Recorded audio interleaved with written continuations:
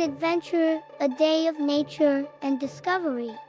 Emily woke up excitedly to a sunny day. Today, she planned to explore the garden.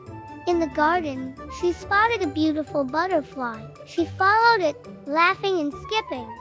She found a hidden pond with tadpoles. Emily was fascinated by the little creatures. Emily then discovered a trail of ants carrying leaves. She observed them working together. She heard chirping and found a bird's nest. Emily watched the birds from a distance, respecting their space. Under a bush, she found a colorful caterpillar. Emily was excited about its future transformation.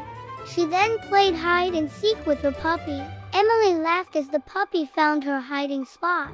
As the sun began to set, Emily helped her mom water the plants. She loved caring for the garden.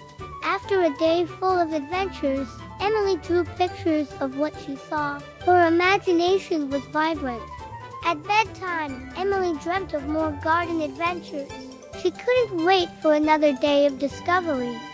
Do you like the story? Hope you can give us a like and subscribe to our channel for more stories.